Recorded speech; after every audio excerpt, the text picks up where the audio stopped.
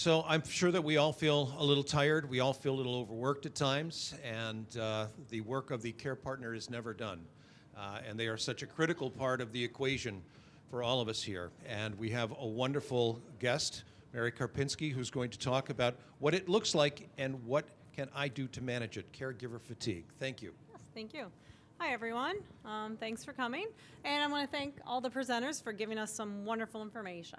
So I'm going to talk to you guys a little bit about fatigue, just to kind of give you a little background about who I am and what I do. I've been a social worker for almost 20 years, and I've been working with UBMD neurology for about 13. I work in a variety of neurology elements, from MS to Alzheimer's to Huntington's disease, and I do see some Parkinson's patients. I've been running a caregiver support group for MS caregivers for about 13 years. So one of the things that I can say is that the greatest learning experience I've had in the 20 years I've been a social worker is from the caregivers that I see on a monthly basis. So just kind of moving forward.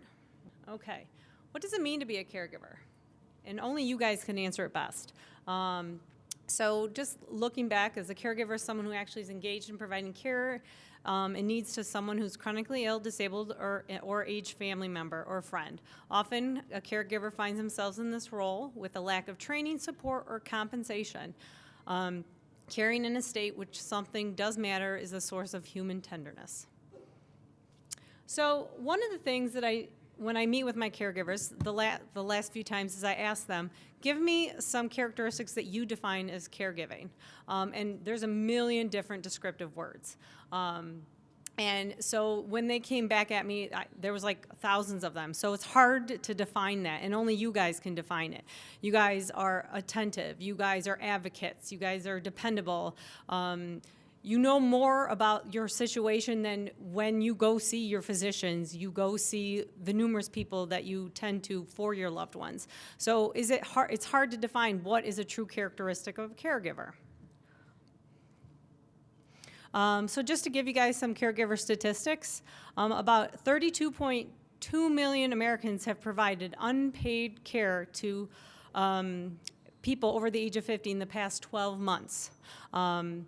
The unpaid value of caregivers is over $470 billion when you put a price tag on that. So when you look at how much care is given to someone, that is quite a bit of money. I can't see. It's great. About 12% live with a mobility disability. About 10% live with that affects concentration, memory, or making decisions. Yeah, I know. Yeah. 46% have a medical or nursing tasks that you guys take care of. More need about, I think 90% need help with activities of daily living, such as personal care, getting help getting out of bed. My goodness, I wish I could see. I'm sorry. Helping with medications, shopping, groceries, transportation, and things of that nature. Yes. Yes, that would probably be better. Thank you so much. Sure. Sorry.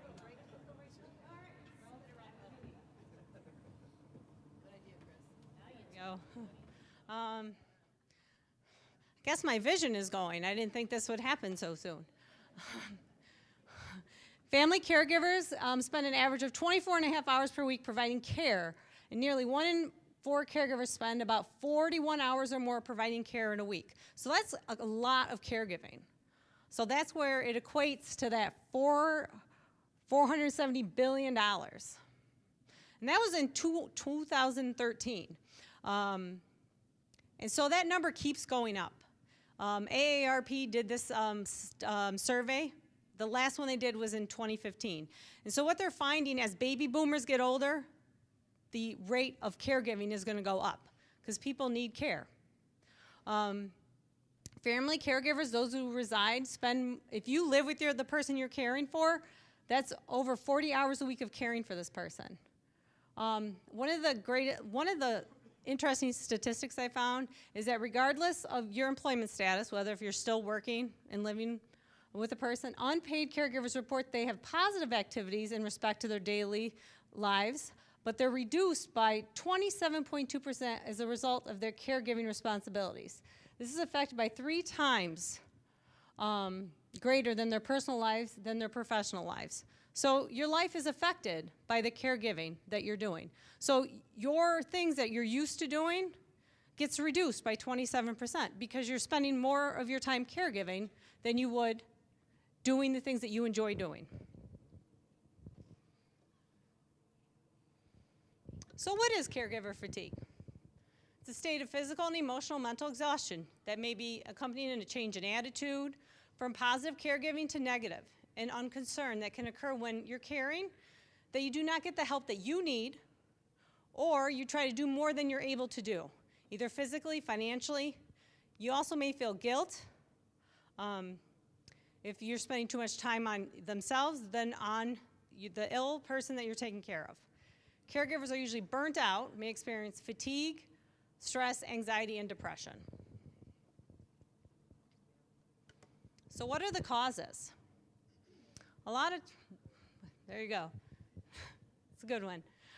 Role confusion. So a lot of times what happens is when somebody turns into a caregiver, sometimes it's role confusions. That means you're taking on responsibilities that you weren't doing before.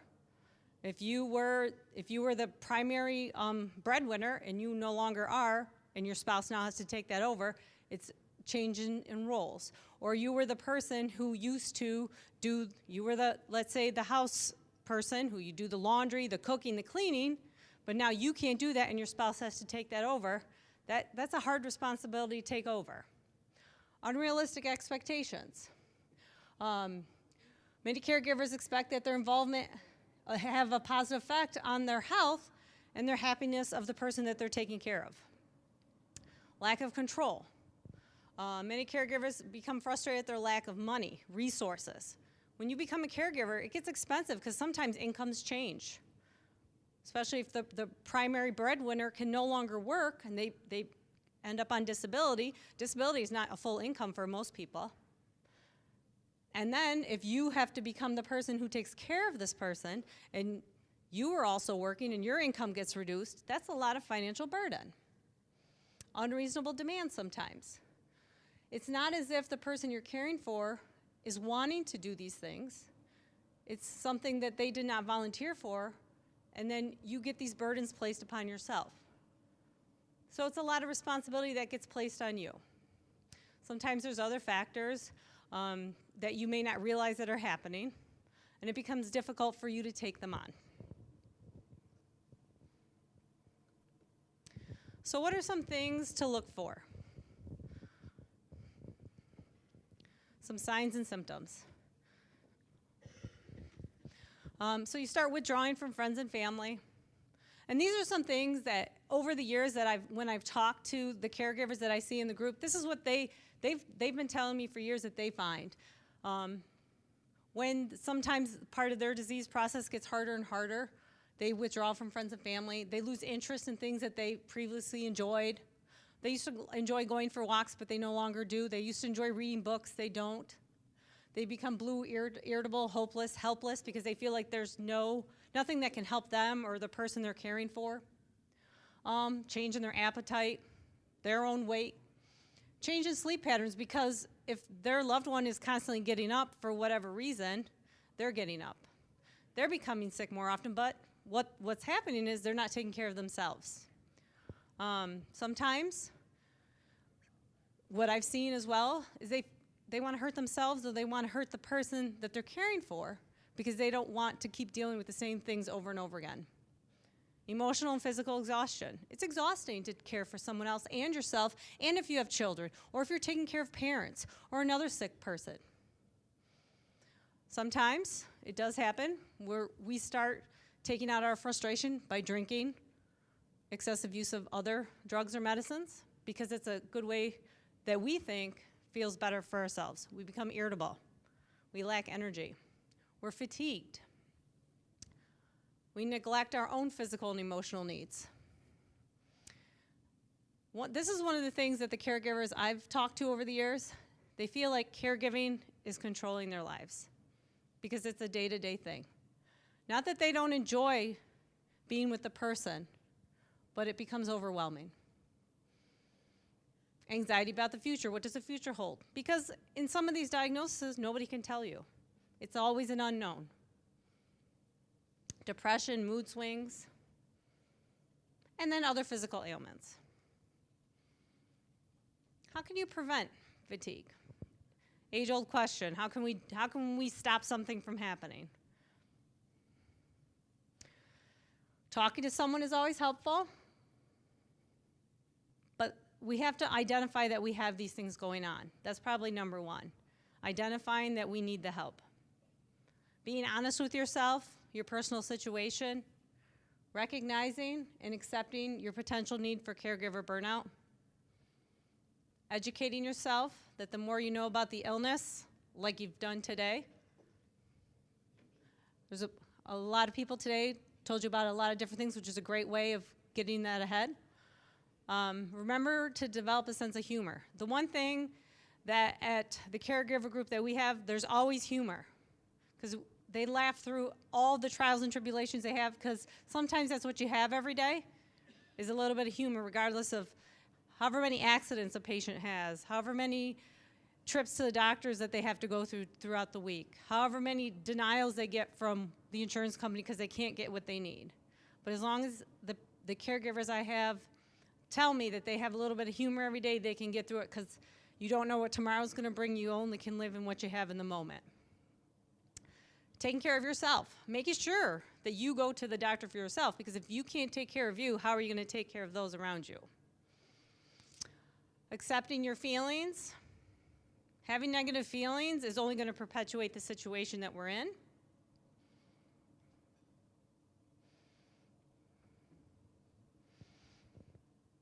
Joining a caregiver support group or groups, I know we have quite a few in this community. I know that we're always pushing them. If we can, get to them as often as we can, because that's a great way to, even if you don't want to say anything, just to sit back and listen. In the group that I lead, between 7 and 12 people attend. Sometimes people talk, sometimes they don't. Sometimes they just need to hear that they're not alone.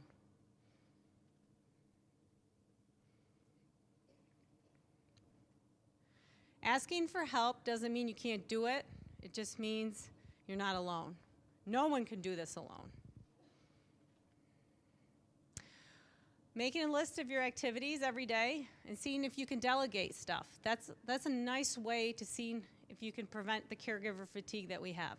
Prioritizing what we've got to do every day. I don't know about you, but I got to work off a list.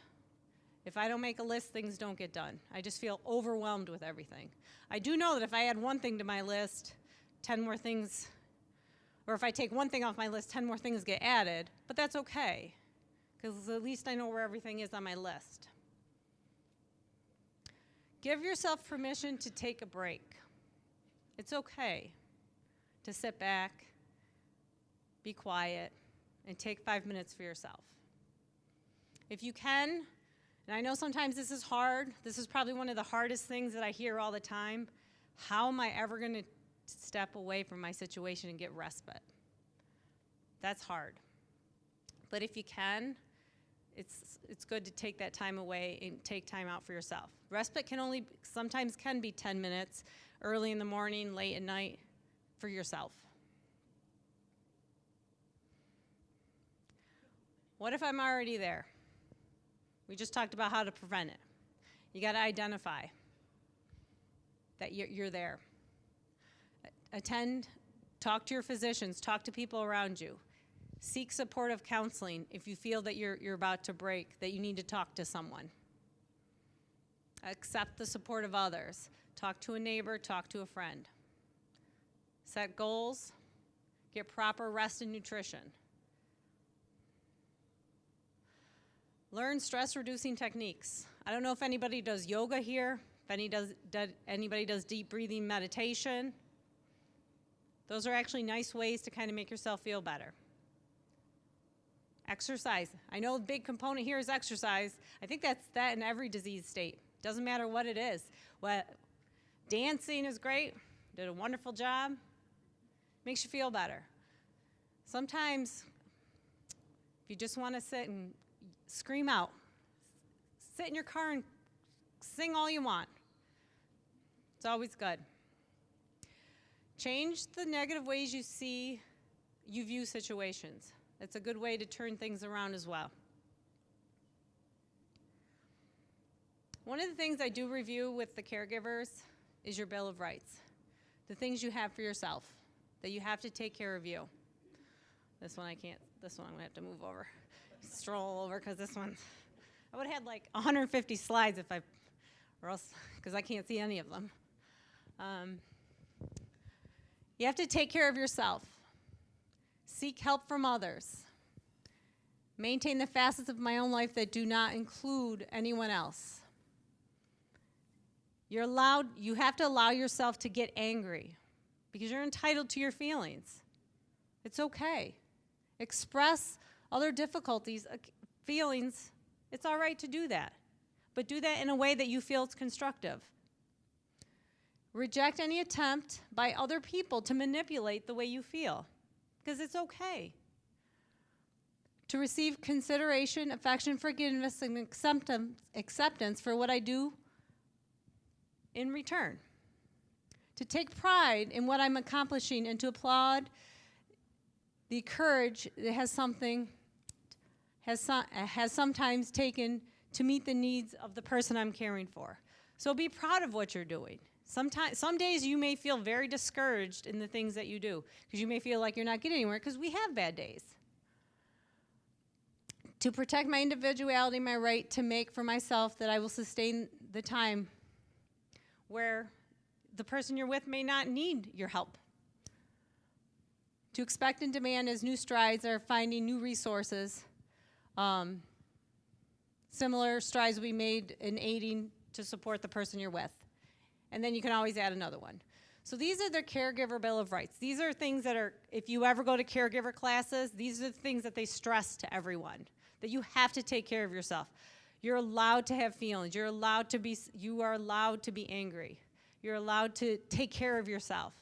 Because if we don't take care of ourselves first, we can't take care of the people around us.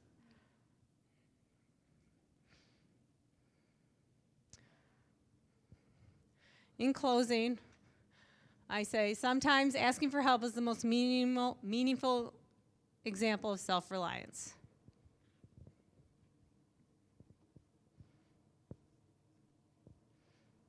Any questions?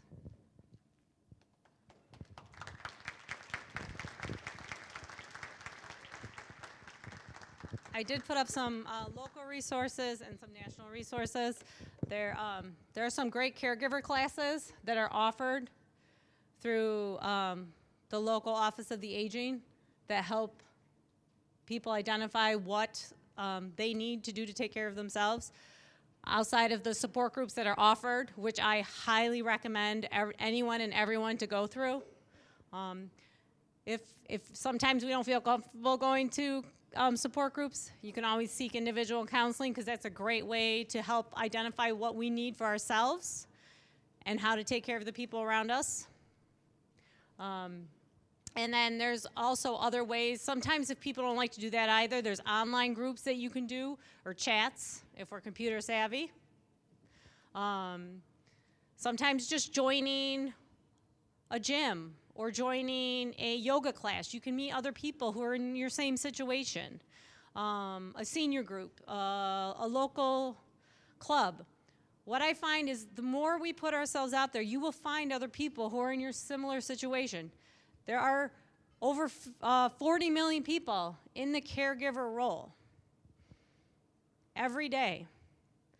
We're almost at the $5 billion mark of unpaid caregivers. So if you think about that, 1 in 4 people are caregiving. So if you go to, even if you go to the grocery store, 1 in the 4 people you will run into is caregiving. So even if you just strike up a conversation, you will find someone who is in a similar boat as yourselves. And you could probably chit-chat about some situation. And what I find is getting together and just chit-chatting over anything, they can possibly give somebody a tip. And that's what I find with the group, is they give each other tips on, oh, you know what, I did this was helpful. Or just venting to say, oh, I am so tired. But this is what I gained from it, because what I can say is the caregivers gain the most from each other, and they love what they do, but at times it's tiring, just as it's tiring to be a patient. Nobody volunteered to be a patient. Nobody stood up in line and said, pick me, because that's not what we do.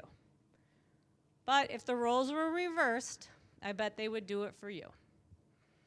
So, in closing, I'd like to say, make sure you take care of yourself. Okay?